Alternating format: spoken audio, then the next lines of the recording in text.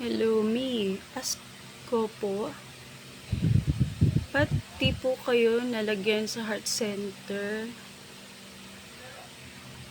Yung anak ko po kasi 6 years old, need din po lagyan. Kasi mabagal daw po tibok ng puso niya. Sa heart center po siya lalagyan. Hindi po ba delikado? First of all po, thank you sa comment nyo. Natatawa po kasi 2024 ko pa po itong video na kinumenta ninyo. Pero, sasagutin ko pa rin po yan. Kasi, at ngayon, hanggang ngayon po is naka-pacemaker pa rin ako. Ayan po siya. Kung makikita nyo po ako is parang may matigas lang dito sa side na to. At saka po yung sa video, kitang-kita nyo po na mataba po ako kasi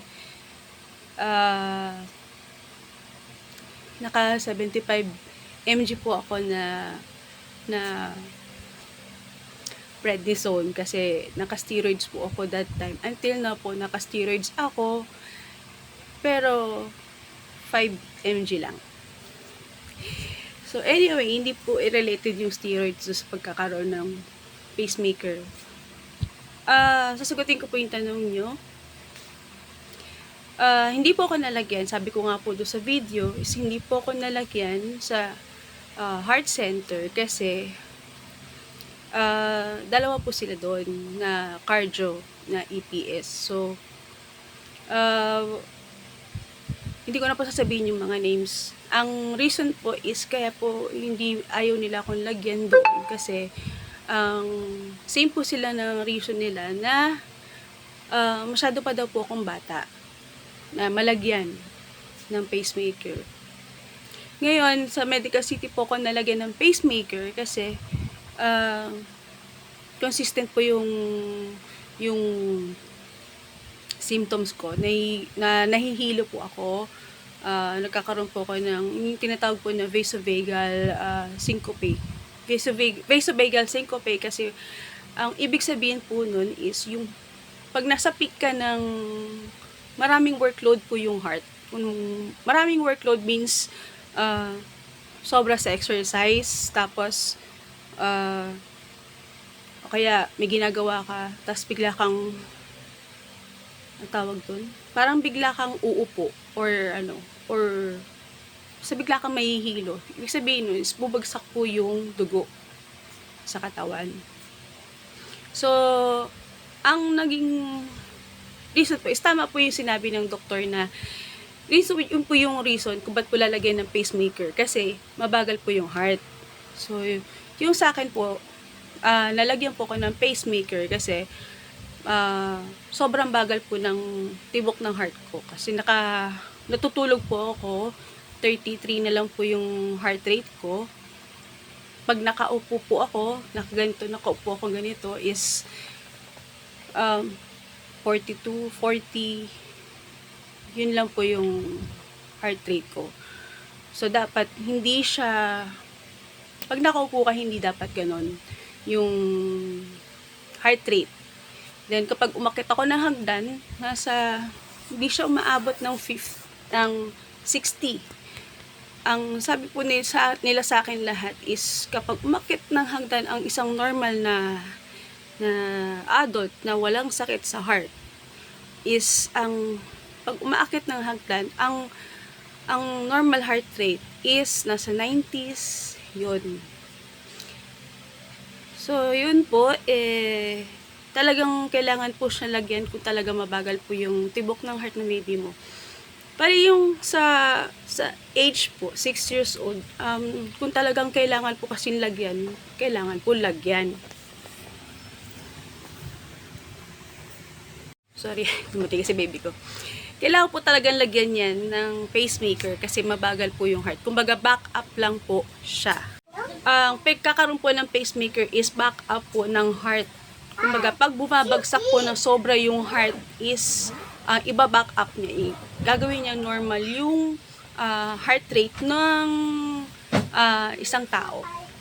kasi bumabagsak po. So, kumbaga siya po yung sumasalo para hindi siya very slow heart rate. Hindi po siya heart failure, basta slow heart rate.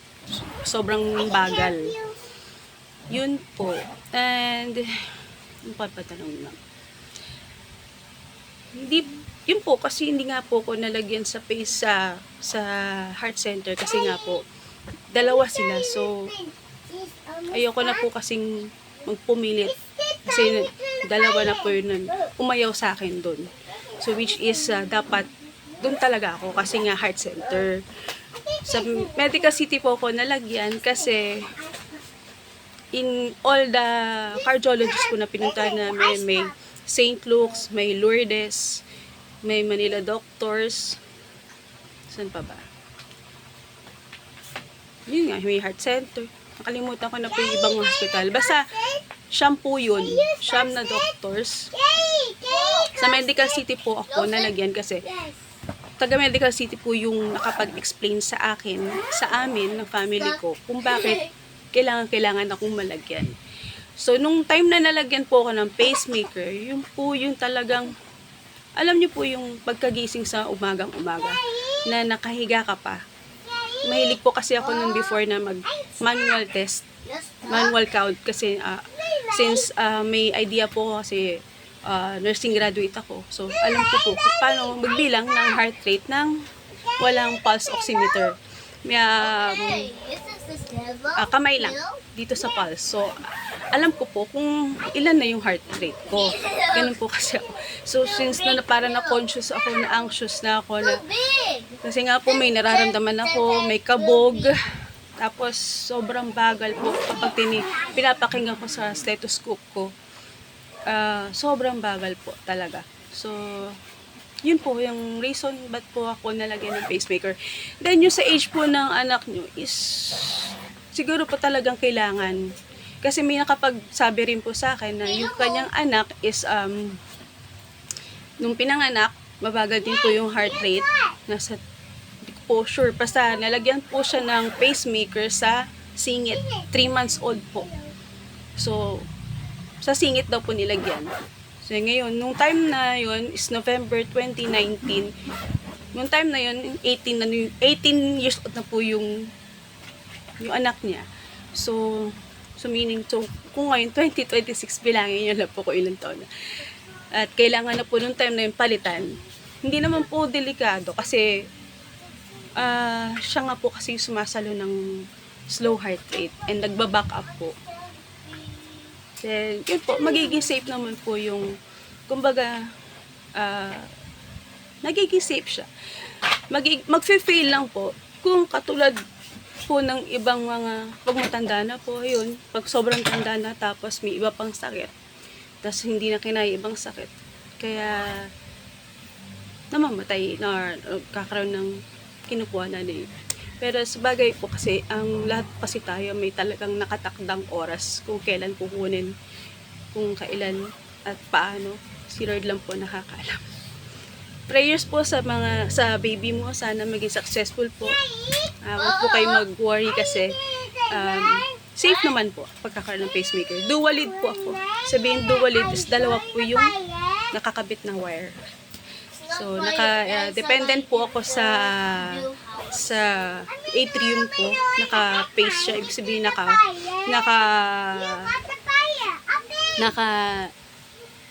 dependent. Yun. Sorry po, maingay mga anak ko. So, yun po. Sana naintindihan nyo kahit medyo nagkaroon ako ng kajuwet. Salamat po sa comment din. Thank you po.